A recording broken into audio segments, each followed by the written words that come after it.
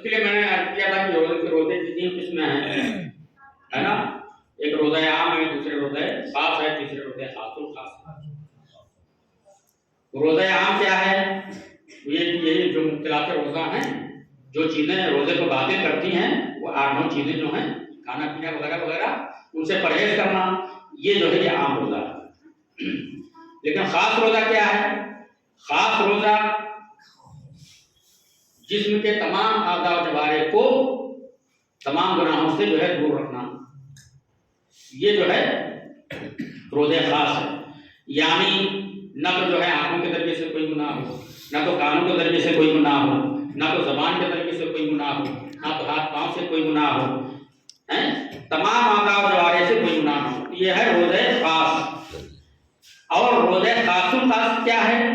روزے خاص الخاص یہ ہے کہ ان تمام چیزوں کے باوجود، یعنی تمام مبتلات روزہ سے پرہیز بھی ہو، تمام اعضاء و جوارح سے گناہ سرزد نہ ہو، اب اس کے علاوہ دل میں کسی گناہ کا تصور بھی نہ آئے، تو یہ جو ہے یہ روزے خاص الخاص ہے، اور اسی کو تقوی قلب کہتے ہیں، ہے نا؟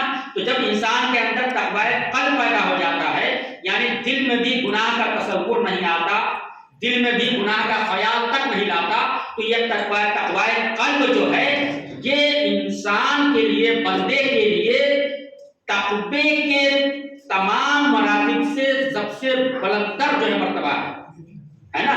لہذا جو شخص اس مرتبے پر فائز ہو جاتا ہے، وہ روزے دار کے بھی بلند ترین مرتبے پر جو ہے فائز ہو جاتا ہے۔ ایک صلوات پڑھیے۔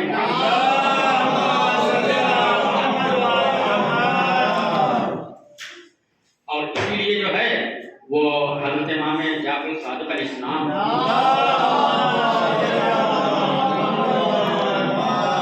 کی مشہور حدیث ہے، یہ آپ نے ارشاد فرمایا کہ اذا کنتم فلیصم سمعک وبصرک وشعرک وجلدک،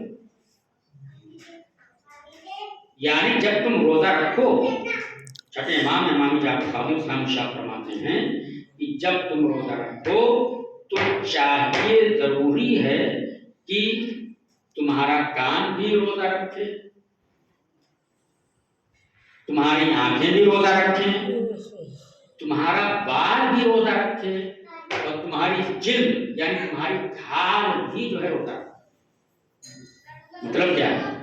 مطلب یہ ہے کہ نہ تو تمہاری آنکھوں کے ذریعے سے کوئی گناہ سرزد ہو، نہ تو جو کانوں کے ذریعے سے کوئی گناہ سرزد ہو، اور نہ تو بالوں کے ذریعے سے کوئی گناہ سرزد ہو، اور نہ تو جلد اور کھال کے ذریعے سے کوئی گناہ سرزد ہو، ہے نا؟ تو اب ظاہر بات ہے کہ یہ جو فرمائیں کہ آنکھوں کے گناہ، آنکھوں کے ذریعے گناہ سرزد نہ ہو، تو یہ چیز تو واضح ہے، مطلب نامحرم کو نہ دیکھے، کسی بری چیز کو نہ دیکھے، ہے نا؟ تو یہ آنکھوں کا روزہ ہو گیا۔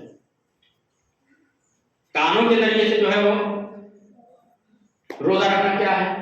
یعنی کانوں کے ذریعے سے کوئی گناہ نہ کرے، غیبت نہ سنے، گانا نہ سنے، حرام چیزیں، حرام آوازیں جو ہیں وہ اپنے کانوں تک نہ گائے، یہ جو ہے کانوں کا روزہ ہو گیا۔ جلد یعنی کھال کا روزہ کیا ہے؟ کہ اپنے جسم کے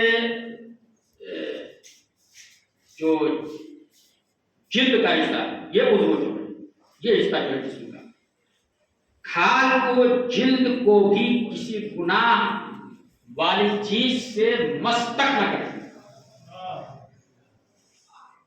ہر گناہ سے اپنی جلد اور کھال کو بھی محفوظ رکھے، تو یہ جو ہے جلد اور کھال کا روزہ ہوا۔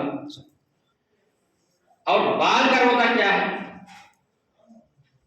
ہے نا؟ اب یہ چیزیں تو واضح ہوئی، اب ایک چیز امام نے جو فرمایا کہ اذا صمتم فلیصم سمعک وبصرک وشعرک وجلدک، ہے نا؟ مشہور حدیث ہے کہ جب تم روزہ رکھو تو تمہارا چاہیے کہ تمہارا کان بھی روزہ رکھے، تمہاری آنکھیں بھی روزہ رکھے، تمہاری جلد یعنی کھال بھی روزہ رکھے، اور تمہارا بال بھی روزہ رکھے۔ اب اس میں دیکھیے سب سے اہم چیز سمجھنے کے لحاظ سے یہ بال کا روزہ ہے۔ غور فرمائیے، بال کا روزہ جو ہے یہ کیسے؟ بال کے ذریعے سے بھی کوئی گناہ نہ ہو، بال کے ذریعے سے بھی کوئی گناہ نہ ہو۔ بال کے ذریعے سے کیسے گناہ ہو سکتا ہے؟ عام طور سے یہ سمجھ میں نہیں آتا کہ بھائی بال کے ذریعے کیسے گناہ ہوگا، اور وہ بھی جسم میں جو ہے بے جان چیز ہے نا، لیکن اس کے ذریعے سے بھی گناہ ہو سکتا ہے۔ اب ہوتا ہے جیسے میں مثال دوں آپ کے سامنے، جیسے بال کو اس لیے سنوارنا، بال کو اس لیے کنگھی کرنا کہ نامحرم کو دکھانا مقصود ہو، تو یہ بال کے ذریعے سے گناہ ہوگا۔ اگر کوئی مرد اس لیے کنگھی کرتا ہے، اس لیے بال کو سنوارتا ہے، اس لیے بال کی آرائش کرتا ہے کہ نامحرم عورت کو دکھانا مقصود ہو، تو یہ بال کے ذریعے سے گناہ ہے۔ اسی طرح سے اگر کوئی عورت اپنے بالوں کو اس لیے سنوارتی ہے، اپنے بالوں کو اس لیے برہنہ رکھتی ہے کہ نامحرم دیکھے، تو یہ بال کے ذریعے سے گناہ ہے۔ چنانچہ ایک واقعہ ہے کہ ایک جگہ پر جو ہے وہ میاں بیوی تھے، اب وہاں پر ایک جوان تھا، وہ اپنے بالوں کو کنگھی کیا تھا، اب وہ بیوی جو تھی اس کے بالوں کو دیکھ رہی، وہ جوان جو غیر شوہر تھا وہ اپنے بالوں کو سنوارے نہیں تھا، اس کی بیوی جو تھی اس نامحرم مرد کے بالوں کو دیکھنے لگی۔ اس نے محسوس کر لیا، تو جیسے ہی اس نے محسوس کیا اپنے بالوں کو بگاڑ دیا، اس کو یہ ادا اتنی پسند آئی، اللہ کو اس کی یہ ادا اتنی پسند آئی کہ اللہ نے صرف اس کی اس ادا سے اس کو نجات کا جو ہے وہ ضامن بنا دیا۔ ایک سلوات پڑھیے۔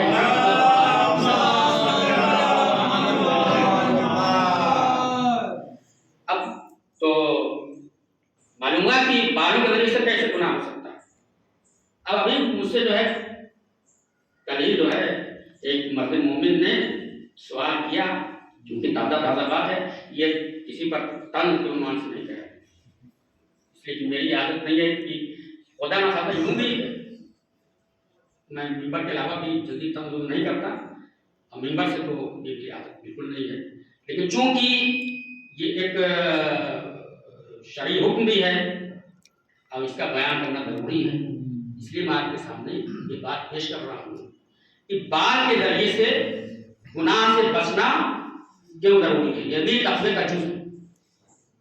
تو ابھی مجھ سے سوال کیا گیا کل یا پرسوں کہ روزے کی حالت میں داڑھی بنانا کیسا ہے؟ تو اب ظاہر سی بات ہے کہ میں نے تو اس وقت یہ کہا کہ بھائی جو ہے وہ جب ماہ رمضان کے علاوہ روزے کے علاوہ جو داڑھی بنانا حرام ہے، تو روزے کی حالت میں تو اور بدرجہ اولا جو ہے بنانا حرام ہوگا۔ اب آئیے چھٹے امام جعفر صادق علیہ السلام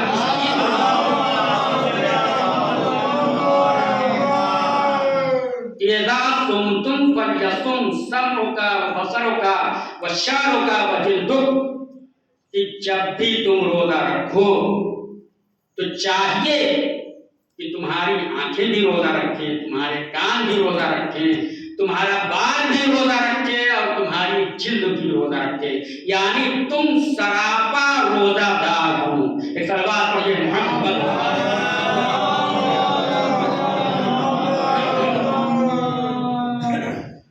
تو محترم، یہ روزے کے لیے سب سکتے ہیں.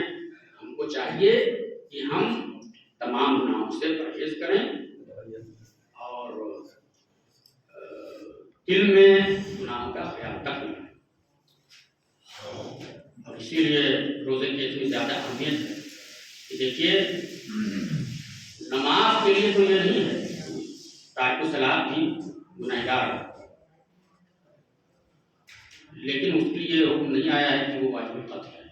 لیکن روزے کے لیے اس سے روزے کی اہمیت ظاہر ہوتی ہے کہ اگر کوئی شخص عمدن جان بوجھ کر 3 دن روزہ رکھے تو واجب القتل ہے. یعنی تمام شرائط اس کے اندر موجود ہوں، کسی طرح سے کوئی مجبوری اضطرار نہ رکھتا ہو، روزہ رکھنے کے تمام شرائط موجود ہوں اس کے اندر، اور جان بوجھ کر روزہ نہ رکھے 3 دن تک، تو وہ واجب القتل ہے شریعت میں. یعنی اگر امام زمانہ کی حکومت ہو تو ایسے شخص پر حد فوراً جاری ہو اور اس کو قتل کر دیا جائے. اب اس سے جو ہے روزے کی اہمیت کا اندازہ ہے نا. دوسری بات یہ ہے کہ بقیہ اعمال کے لیے، بقیہ احکام کے لیے اللہ نے جو یہ نہیں فرمایا کہ میں اس کی جزا دوں گا، یہ چیز میرے لیے ہے. لیکن روزے کے لیے کیا فرمایا؟ الصوم لی وانا اجزی بہ، کہ روزہ جو ہے میرے لیے ہے اور میں ہی اس کی جزا دوں گا. یہ انداز جو ہے، یہ نماز کی اہمیت اپنی جگہ ہے، لیکن نماز کے لیے بھی نہیں، کسی دوسرے عمل کے لیے نہیں، صرف روزے کی اہمیت یہ ہے کہ اللہ کہہ رہا ہے کہ روزہ میرے لیے ہے. حالانکہ جتنے اعمال ہیں، جتنے ہیں کمال سب اللہ کے لیے ہیں، لیکن اللہ خاص طور سے جو ہے روزے کے لیے فرما رہا ہے کہ روزہ میرے لیے ہے اور میں ہی اس کی جزا دوں گا. اچھا، یہ عجزی میری جو ہے، یہ اس کو 3 طرح سے پڑھا گیا ہے. الصوم لی وانا اجزی بہ،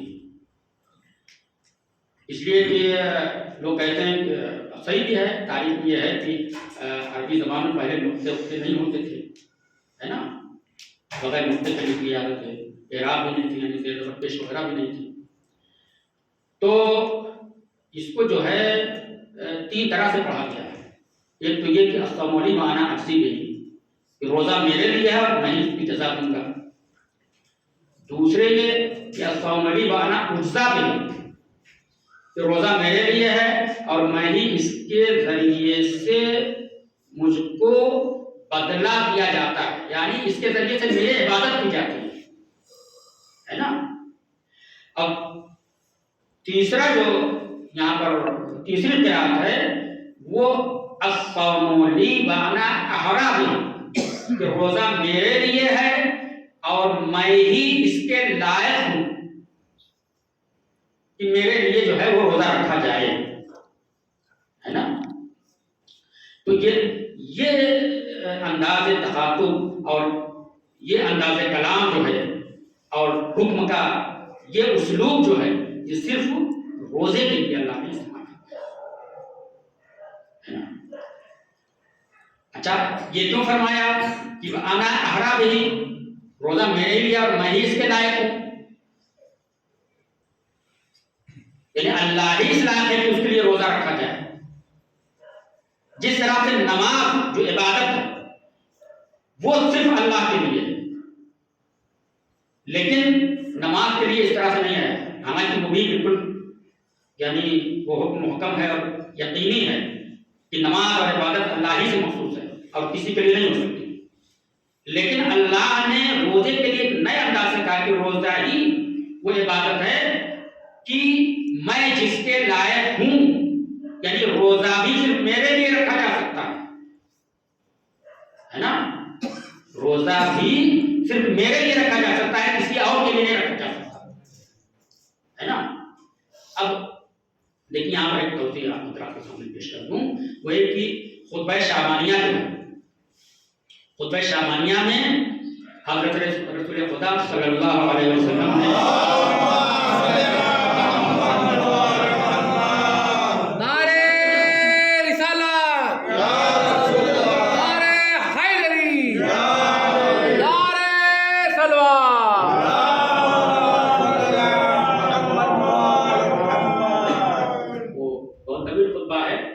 آپ ارشاد فرماتے ہیں کہ ایھا الناس قد اقبل علیکم شہر رمضان شہر اللہ، کہ اے لوگوں ہمارے سامنے جو ہے وہ ماہ رمضان آ گیا، جو کہ اللہ کا مہینہ ہے، اور جس میں ہمارا سونا بھی عبادت ہے، ہماری سانسیں تسبیح ہیں وغیرہ وغیرہ۔ تو اسی میں ایک جملہ ارشاد فرمایا ہے کہ وقد دعیتم الی ضیافۃ اللہ، اس مہینے میں تم کو اللہ کی ضیافت یعنی اللہ کی مہمانی کی طرف دعوت دی گئی۔ تو اسی وجہ سے ماہ رمضان کو اللہ کی مہمانی کا مہینہ بھی کہا جاتا ہے، اللہ کی مہمانی کا مہینہ کہا جاتا ہے، اور اللہ کا مہینہ اور اللہ کی مہمانی کا مہینہ۔ لیکن عام طور سے اس سے جو مطلب نکالا گیا، جو مشہور ہے، وہ یہ ہے کہ ہم اس مہینے میں ماہ رمضان میں اللہ کے مہمان ہوتے ہیں۔ مطلب کیا ہے؟ مطلب یہ کہ ہم اس مہینے میں اللہ کے مہمان ہوتے ہیں اور اللہ ہمارا میزبان ہوتا ہے نا؟ جب ہم مہمان ہیں تو اللہ ہمارا میزبان ہے نا؟ تو یہ مشہور جو معنی لیا گیا، مشہور مطلب اس جملے سے جو ہے، حدیث کے جملے سے، وہ یہی کہ ہم اس مہینے میں اللہ کے مہمان ہوتے ہیں اور اللہ ہمارا میزبان ہوتا ہے نا؟ لیکن ایک دوسرا مطلب بھی لکھا ہے اس کے برعکس۔ کیوں؟ اس لیے کہ اس جملے میں لفظ ضیافت جو ہے یہ مصدر ہے، اور عربی کا قاعدہ یہ ہے کہ مصدر جو ہے وہ اس میں فاعل اور اس میں مفعول دونوں کے معنی میں آتا ہے نا؟ تو ایک معنی کے لحاظ سے تو یہ کہنا بھی صحیح ہے کہ ہم مہمان ہیں اللہ کے اور اللہ میزبان ہے، لیکن دوسرے لحاظ سے، دوسرے معنی کے لحاظ سے اس کا ایک مطلب یہ بھی ہے کہ خود اللہ اس ماہ رمضان میں ہمارا مہمان ہے اور ہم اس کے میزبان ہیں، ہم اس کے میزبان ہیں۔ اچھا، یہ دوسرا معنی جو ہے بعض اعتبارات سے زیادہ جو ہے وہ بہتر لگتا ہے میری نظر میں۔ وہ کیوں؟ وہ اس لیے کہ دیکھیے بہت ہی غور طلب بات ہے کہ مہمانی کی شرائط کیا ہیں، میزبانی کی شرائط کیا ہیں۔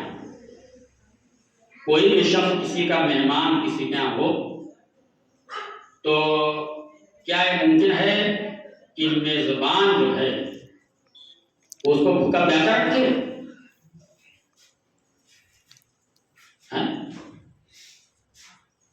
ایک مہمانی کی شرائط یہ ہے کہ جو کچھ اس کو چیزیں پسند ہوں، یا یہ کہیں کہ جو کچھ اس کے وجود کے تقاضے ہوں، اس لحاظ سے اس کے سامنے وہ ساری چیزیں پیش کرتے ہیں۔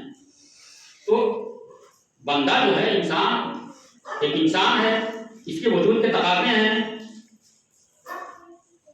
کہ کھاتا بھی ہے، پیتا بھی ہے، وغیرہ وغیرہ۔ تو اب اگر ہم اللہ کے مہمان ہیں اور اللہ میزبان ہے تو ہمارے وجود کا جو تقاضا ہے، کھانا پینا وغیرہ وغیرہ، تو اللہ کو وہ تمام تقاضے جو ہے، وہ چیزیں جو ہے وہ پیش کرنی چاہیے، نہ کہ وہ خود جو ہے وہ کھانا پینا بند کر دے ہمارا۔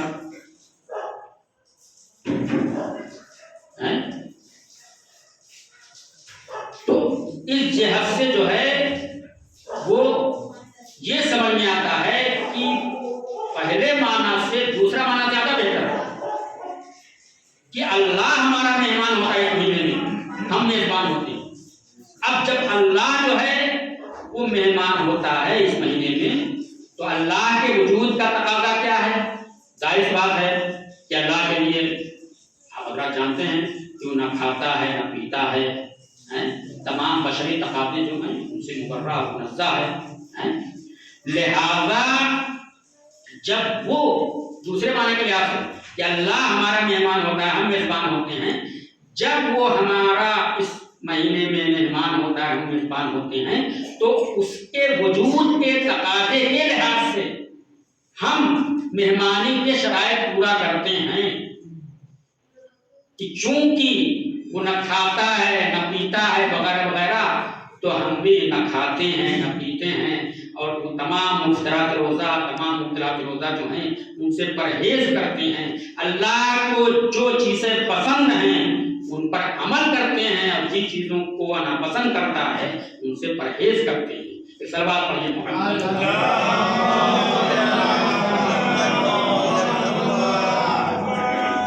اچھا، دوسری بات یہ ہے کہ جب بھی کوئی مہمان جو ہے کسی کے یہاں جاتا ہے تو کوئی تحفہ لے کر جاتا ہے نا، یہ بھی مہمانی کے شرائط میں کسی کے یہاں جا کے مہمان بنو تو خالی ہاتھ نہ جاؤ، کچھ نہ کچھ لے کے جاؤ، کوئی تحفے تحائف سوغات لے کر جاؤ، یہ بھی حکم ہے۔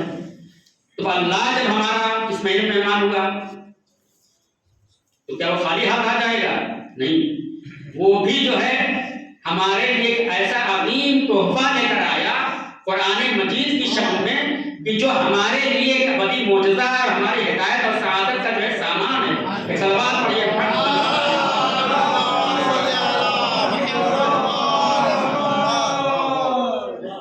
یہ ایسا عظیم تحفہ اللہ کا تحفہ، کیونکہ وہ مہمان بن گیا اس لیے اس نے ایسا عظیم تحفہ دیا، اور ایسا تحفہ قرآن مجید جو ابدی معجزہ ہے، ہماری ہدایت اور سعادت کا وسیلہ قیامت تک ہے۔ اب ظاہر سی بات ہے کہ دیکھیں قرآن مجید اسی لیے جو ہے قرآن مجید کی تلاوت کے لیے بہت زیادہ نافذ کی گئی ہے۔ قرآن مجید کی خاصیت یہ ہے کہ اس کے ذریعے سے اللہ اپنے بندوں سے کلام کرتا ہے، اور جو ہمارے محمد علیہ السلام سے جو دعائیں جو ہے وارد ہوئی ہیں، ان دعاؤں کے ذریعے سے ہم بندے جو ہیں اللہ سے کلام کرتے ہیں، ہے نا۔ لہذا یہی وجہ ہے کہ ماہ رمضان میں قرآن مجید کی تلاوت کی بھی تاکید کی گئی ہے، اور جو معصور دعائیں ہیں یعنی محمد علیہ السلام سے منقول دعائیں ہیں جو کہ مفاتیح الجنان اور مفتران وغیرہ کتابوں میں لکھی ہوئی ہیں، ان کی تلاوت کرنا ان کی بھی بہت زیادہ تاکید کی گئی ہے۔ مطلب کیا ہے؟ مطلب یہ ہے کہ جب بھی تم اللہ سے کلام کرنا چاہو تو یہ دعائیں پڑھو جو محمد علیہ السلام سے وارد ہوئی ہیں، اور جب یہ چاہو کہ اللہ ہم سے کلام کرے تو قرآن مجید کی تلاوت کرو۔ صلوات پڑھیے محمد۔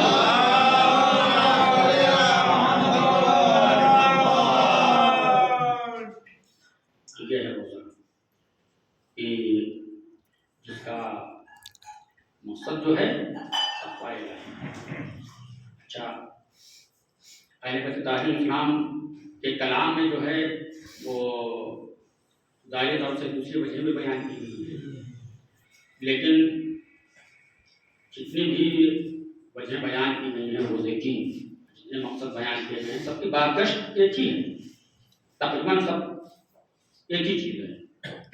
مثلا جیسے بعض روایتوں میں یہ ہے کہ اللہ نے روزہ اس لیے فرض کیا تاکہ تمہارا اخلاص جو ہے وہ دیکھے کہ اخلاص کتنا ہے۔ بعض روایتوں میں یہ ہے کہ روزے اس لیے فرض کیے گئے تاکہ مالدار کو غریبوں کا احساس ہو،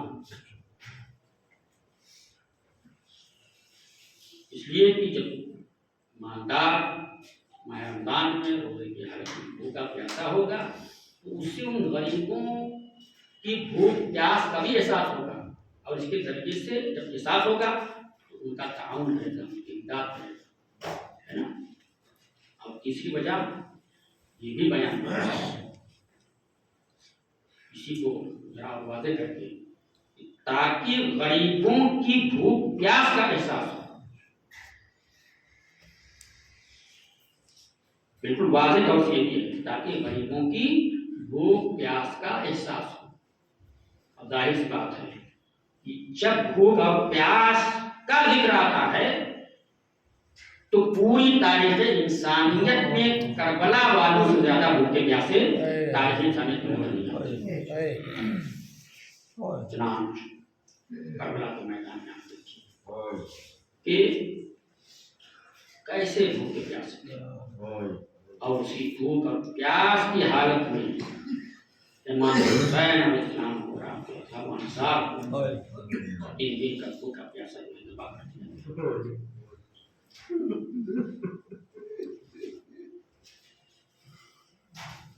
बाद उलमा ने, अब जैसे एक सवाल ये पैदा होता है कि करबला के मैदान में आशूर के दिन आखिर क्या वजह थी कि मैदान जिहाद में शहादत के लिए जो है इमाम हुसैन सलाम से पहले और उनके अज़ा अक़रबा से पहले जो है वो असहाब इमाम हुसैन सलाम जो है वो कत्लगाह पर गए और कत्ल हो गए, शहीद हो गए। तो इसकी जो वजह बयान की गई है वो ये है कि चूंकि पानी बंद कर दिया गया था, असहाबे हुसैन भी प्यासे थे और इमाम हुसैन इस्लाम के आइदाकारी घर वाले भी प्यासे थे। तो चूंकि इमाम हुसैन इस्लाम को उनकी भूख और प्यास बर्दाश्त नहीं थी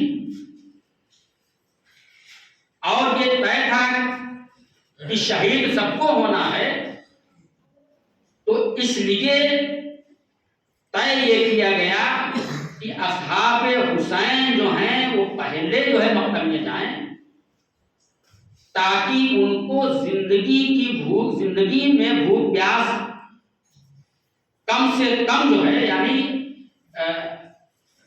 खानदान अहले बैत से कम जो है उसको जो है बर्दाश्त करना पड़े भूख प्यास। और जो इमाम हुसैन के घर वाले हैं उनको जो है ये जो है उज़्र रहे कि हमने असहाब को ज्यादा देर तक अपने बात के लिए भी भूख और प्यास में तड़पते हुए नहीं छोड़ा। एक वजह भी बयान की गई थी, लेकिन मैं कहूँगा कि चलिए भूखे प्यासे तमाम असहाबे इमाम हुसैन इस्लाम थे, भूखे प्यासे तमाम इमाम इस्लाम के घर वाले भी थे, भूखे प्यासे हबीब और मदाहिर भी थे, भूखे प्यासे ज़ुहैर बहन भी थे, भूखे प्यासे जौन भी थे, भूखे प्यासे तमाम असहाब थे, भूखे प्यासे अब्बास भी थे, भूखे प्यासे अली अकबर भी थे, भूखे प्यासे कासिम भी थे, भूखे प्यासे अली मोहम्मद भी थे, भूखे प्यासे इमाम हुसैन भी थे। लेकिन सबकी भूख प्यास शहादत के बाद जो है वो खत्म हो गई। लेकिन हाय अहले हरम की प्यास, अहले हरम की भूख प्यास, उनकी भूख प्यास तो जो है उसके बाद भी जारी रही। ज़ैनब उसके बाद भी प्यासी, उम्मे कुलथूम उसके बाद भी प्यासी, उम्मे अब्बास उसके बाद भी प्यासी, सकीना उसके बाद भी प्यासी। और यही वजह है कि जब शाम गरीबा में दाना और पानी, आमतौर से जो बयान किया जाता है ज़ौजे हुर्लाई, इसको उलमा ने बयान किया है कि ये सही साबित नहीं है। वो औरत जो दाना और पानी लाई थी वो कबीले बनी असद की खातून थी, लिहाजा जब वो दाना और पानी लाई और शहजादी ज़ैनब ने सबसे पहले वो पानी नन्ही सकीना के सामने पेश किया। एक मर्तबा सकीना फरमाती है बारी सकीना कि तुम्हारी जान सबसे पहले ये पानी मुझको क्यों दिया है? एक मर्तबा शहजादी ज़ैनब फरमाती हैं कि मेरी लाडली, चूंकि तुम सबसे छोटी हो इसलिए तुमको सबसे पहले पानी दिया है। एक मर्तबा बारी सकीना ने एक पूजा लिया और तब की तरफ चली, पूछा कि मेरे लाडली कहाँ जा रही हो? तो एक मर्तबा नन्ही सकीना कहती है, अरे फूफी जान, आप ही ने तो